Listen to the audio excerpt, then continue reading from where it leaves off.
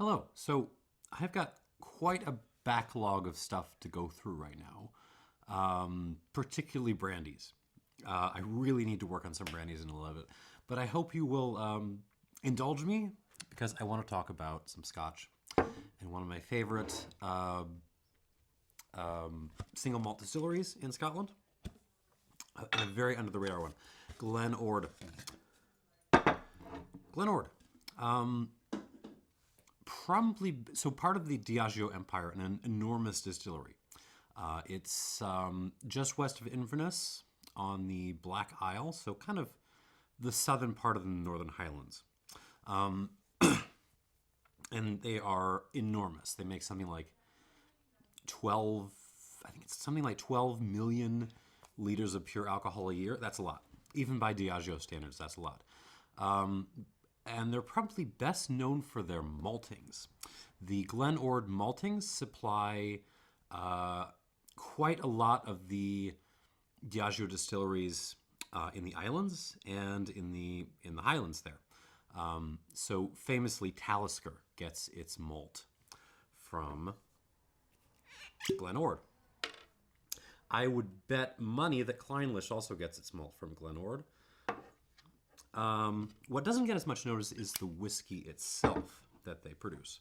And that's mostly because unless you're in Asia, there is no sort of regularly available release of Glen Ord. In Asia, it is released under the Singleton label, and I'm very jealous of y'all folks in Asia because we are stuck with Glendale here, which isn't as good as Glen Ord.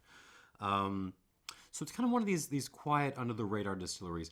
You do see occasional special edition official releases, which are really expensive, but those are rare. Also rare are independent bottlings, but they tend to be much more reasonably priced, unless they are sherried. So, footnote, one thing I've discovered about independent bottlings is you can sell a kind of distillate-driven malt if it's a known quantity. Lefroy, Talisker, something like that. You can sell something with this kind of color if people kind of know what it is and know that it's good stuff. Otherwise, you can still sell it. It just has to be smothered in oak. It has to be, like a dark mahogany color from all the sherry and Madeira and God knows what else you throw on it. And then you can charge a lot of money. Otherwise, you just have to shove it out the door for nothing. Anyways, end footnote, I saw these on one of my favorite European retailer websites, and I could not resist a quick flight over there to grab it and bring it back through customs. So here we are, 2 bottles of Glen Ord. And let's get some reviews going. Okay, here we go. This first one is a 2011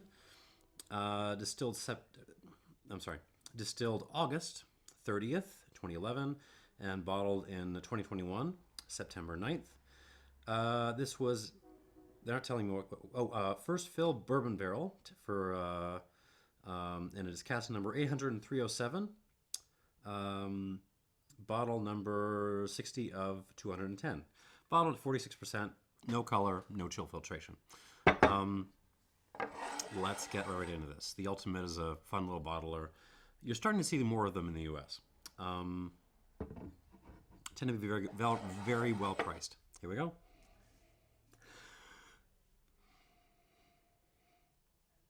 I mean, very, very raw. I mean, perfect. It's perfect. So if you're coming new to Glen Ord, your closest point of reference is going to be Clynelish. I can't not think of Clynelish when I knows this.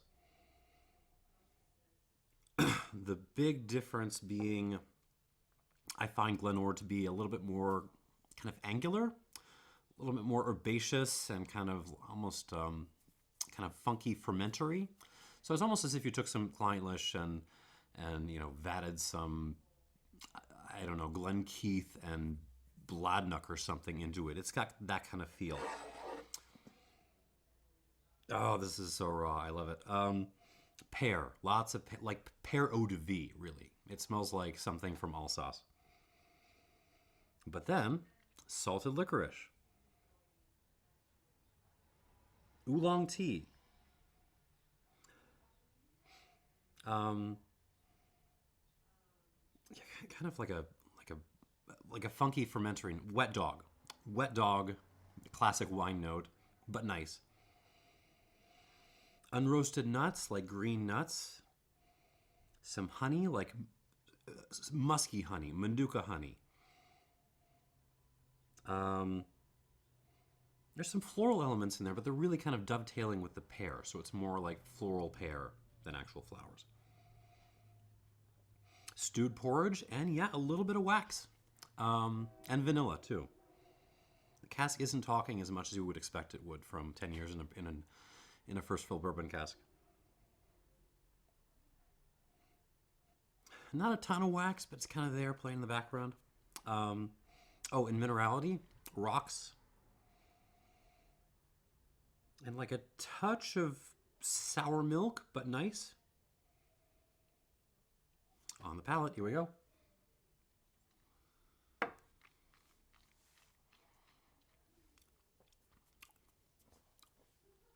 I just love the style. The vanilla, the oak, is more present on the palate than it is on the nose. But it's just lovely. If you ever thought to yourself while drinking your Clynelish, this is really nice, but I wish it was a little bit more like old tweed jacket that's been smothered with, black licorice and herbs and a little bit of yogurt, then Glen Ord is going to be your jam. That's kind of what's happening here. Again, on the palate, pears, licorice.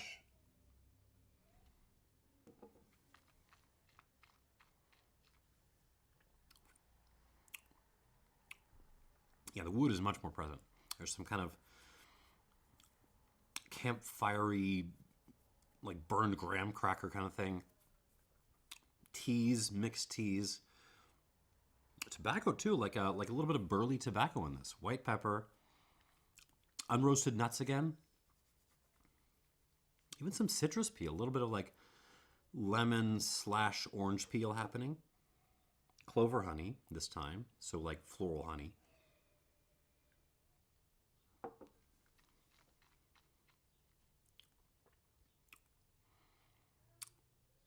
Oatmeal, hints of wax. Relatively clean for a Glen Ord. It's very, very straightforward, this. But in this context, it's not bad. I mean, this is just hitting my happy place. It's, in terms of absolute quality, this isn't going to hit the 90s, but it just makes me happy. I love drinking this. All right, I'm going to give this a squirt of water. We'll come back to it. Moving on to our second Glen Ord, also an independent bottling, also at 46% with no chill filtration, natural color. This is a Signatory. Come on, focus. Unchill filtered collection. Vintage 2008 this time, so older, 13 years old. Matured in hogsheads. No indication of what kind of hogshead. Distilled October 7th, 2008. Bottled January 6, 2022. And this is actually a combination of a vatting of two different casks. And they are not telling me how many total bottles there are. I'm not going to name off the cask numbers. I'll put them down below. You don't care. Okay. 13-year-old Glen Ord. Obviously in a refill cask. Look at that. On the nose. More reserved than the 10-year-old, actually. There's a lot of complexity. There's a lot of notes, but it's not kind of hopping out of the glass for me with perry goodness like the first glass was. Pear and apple, most definitely. Also the yogurt note, which I sometimes get in Glen Ord, is most definitely present here. Kind of little grass, herbaceousness. Black licorice again, fennel, kind of a mixed honeys, white pepper, Oolong tea again. Porridge.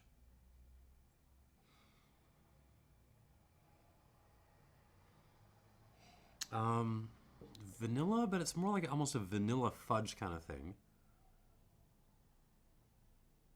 Not chocolate fudge with vanilla added, just the vanilla fudge. And then I give this a little bit of time. It starts to manifest that kind of wet dog, waxy note. Oh, and lemon peel. There's a definite presence of lemon peel in this as well. It's just a great distillate. Like considering how much of this stuff they make, like it is so good. All right, on the palate, here we go.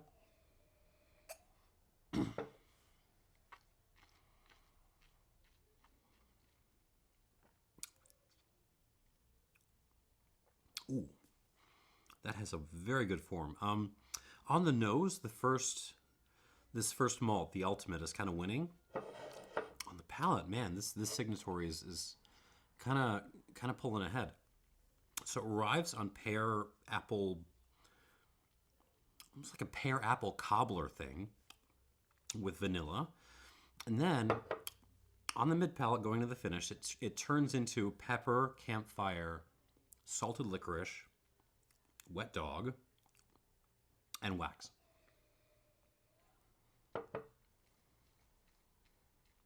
And those are like a wildflower honey note, just lingering over everything. Plus orange peel, oolong as well. Here on the palate, that little touch of yogurt.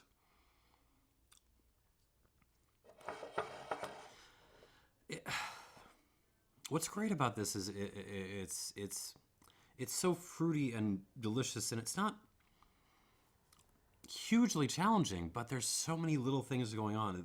It's enough to keep your interest, you know? Like these are both session drams. Like you pop a bottle of this in front of me for the night, I'm happy all night long. Absolutely. And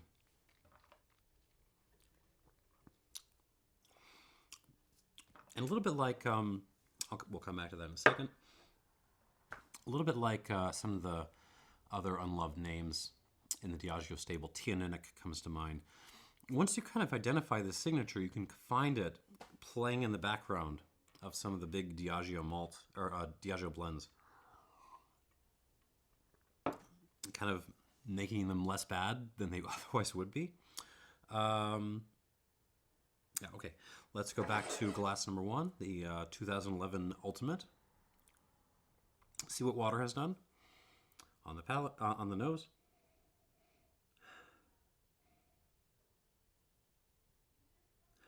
Okay. So still very driven by that kind of pear brandy note, but now I'm getting like more pepper and more smoke, not peat. This is, if there's peat on this, it really isn't very noticeable. But that, kind of more of a campfire fire smoke, like twiggy smoke, that kind of thing.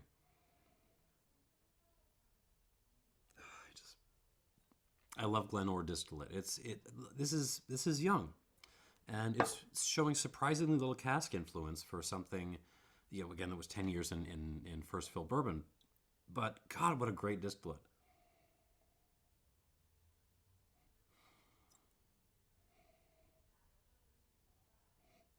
Yeah, so needless to say, if you have been priced out of independently bottled Clynelishes at this point, it's going to be hard to find Glen Ords. There aren't a lot of them out there. But if you see one, grab it. Grab it. It also takes sherry well. Those just tend to get more expensive. So these little lightly colored ones are for me, the real bargains. On the palate of this,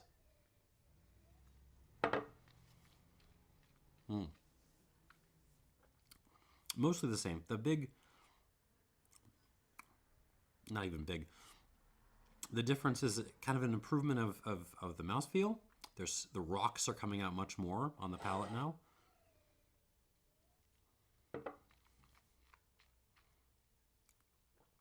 Ooh, and if you're paying attention, there is just a little whisper of peat in there. So I'm going to be honest, I am not in the market for like a daily drinker. I have way too many open bottles right now for me to like be leaning on any one thing. But if I was in the market for something just to have a malt, just to have lying around the house to reach for whenever I don't feel like drinking anything particularly special, like this would be a great candidate. It's delicious. But it has like this bitterness, this slight sour character that makes it almost like thirst quenching, and it's just really sessionable, really crushable. I'm not gonna score this super high. It's only an 85, but I really, not everything needs to go in the 90s. Sometimes you just want something pretty good, not super great, but pretty good to enjoy for the night. That's kind of what this is doing.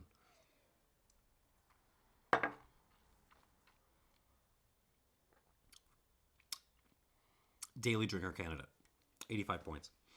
Moving on to the Signatory 2008. I'm gonna have some more water. On the nose, kind of the same story. Again, the nose on this one is quieter than on the 2010. A little bit more pepper, a little bit more campfire. So it's kind of the same story as the last one.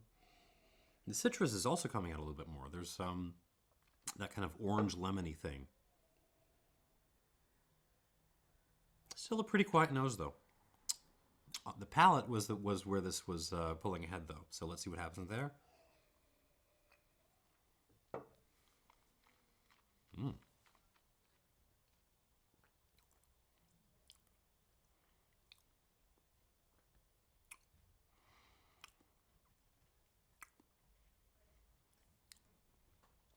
Yeah, these are just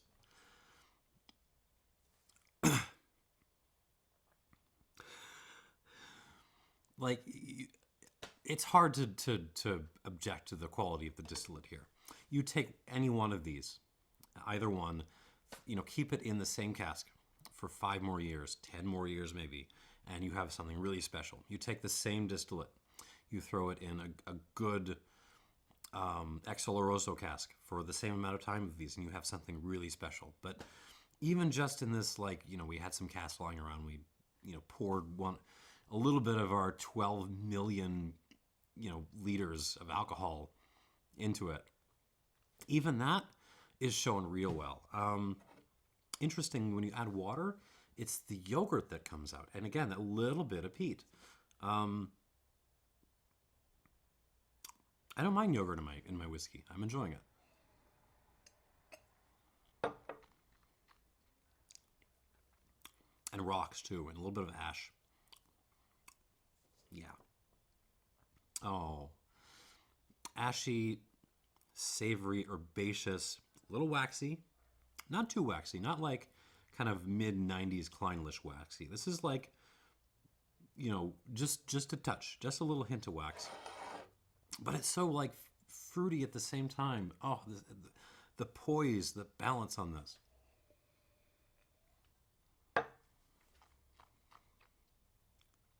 Again, I'm not going to store this in the stratosphere. Point higher. I think I would take the nose on this first one actually, but the palate on this is just that much better. 86 points. 86 points for the Signatory Glen Ord 2008 13-year-old.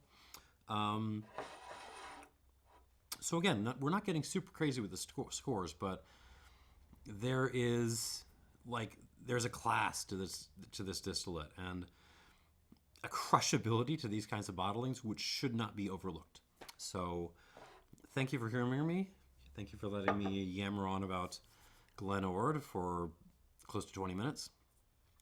85 for the 2010, 86 for the 2008. Thank you for watching, and cheers.